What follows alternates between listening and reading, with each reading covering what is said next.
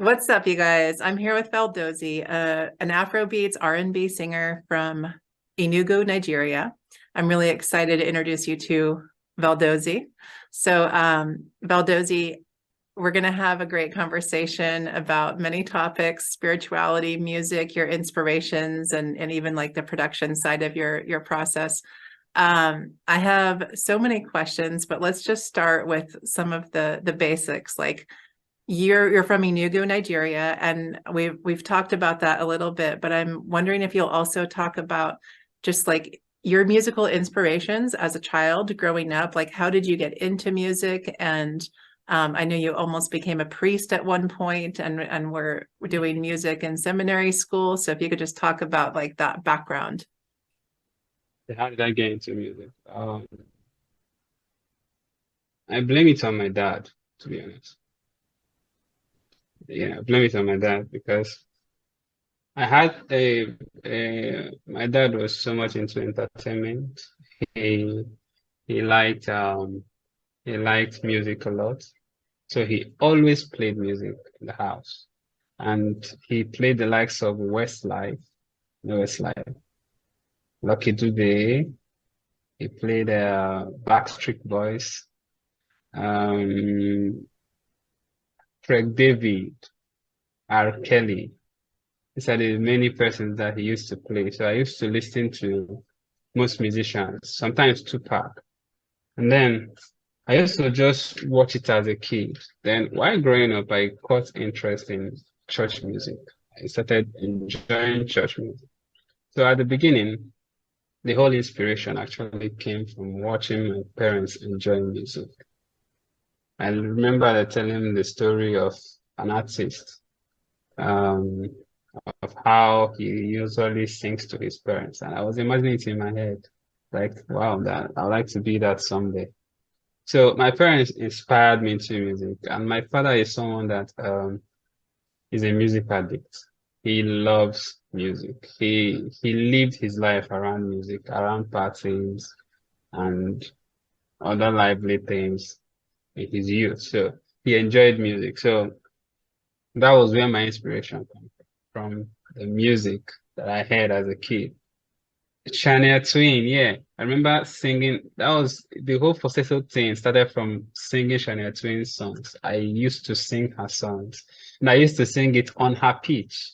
Like I used to try to compete with Celine Dion. So like there was a time I had a small phone that I had more than 300 songs of Celine Dion. I'm not joking. Just Celine Dion. No, is it 300? 20 some, I don't know. I can't remember the number, but it was a lot of Celine Dion's. I was listening to only Celine Dion at the point.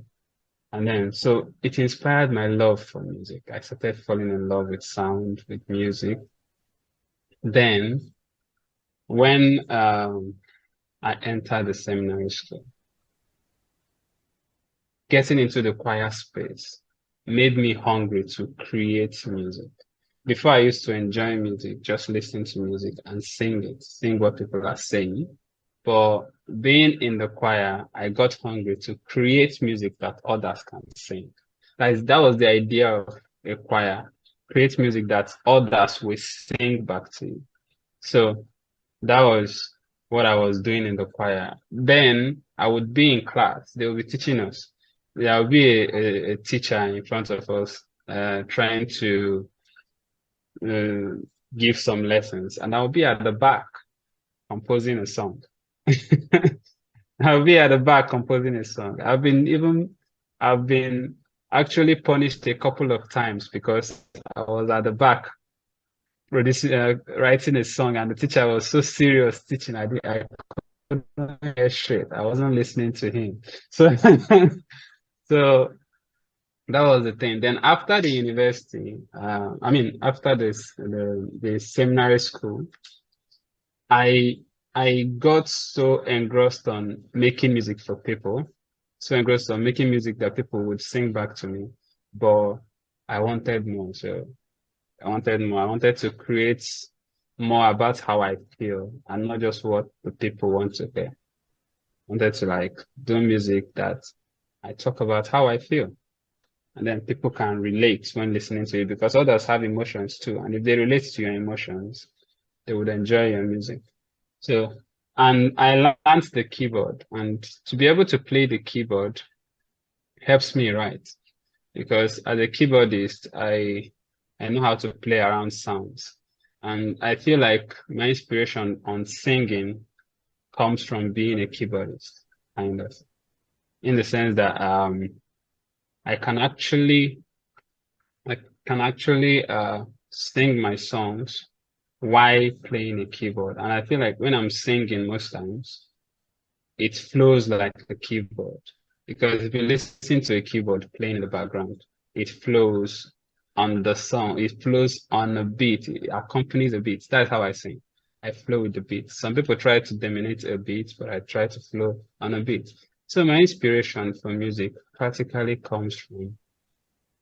came from my parents as a kid, my schooling in the seminary school, the choir experience, then the crazy environment of being an African.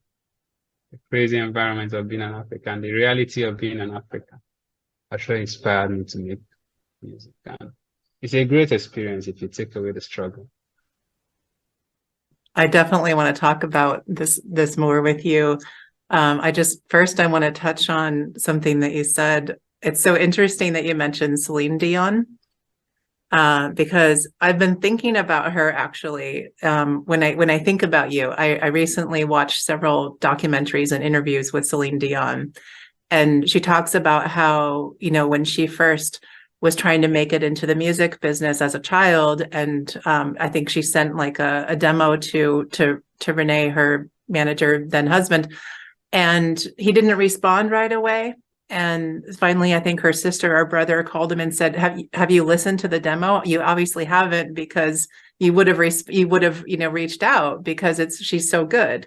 And I kind of feel that way, like, since I've met you and being touched and like really feeling your music and just being so inspired by your talent. And I've sent your music to people, and I'm like, well, clearly they haven't listened to it yet if they haven't responded to me. I get that. There was this thing I did when I was promoting one of my songs. I'll be like, hi, can you listen to this song? You'll be surprised what you hear. And people will be like, are you sure? They'll go and listen, and then I'll get one crazy response like, what the fuck? What? I'm like, yeah, I told you you'll be surprised. Just listening to the song. Because people are tough. People build boundaries around themselves. And when you come to them directly and you're like, check this out, they become reluctant to listen because they don't feel the hype. It's so direct. But when they are being hyped on the internet, everybody wants to listen to it.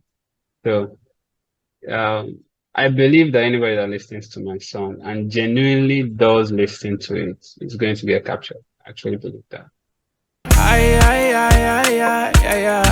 Yeah, they got me singing now, yeah. I'm never gonna have enough. I'm never gonna have enough. Sexually, you be nice. Sexually, you been on my mind. Sexually, you be nice.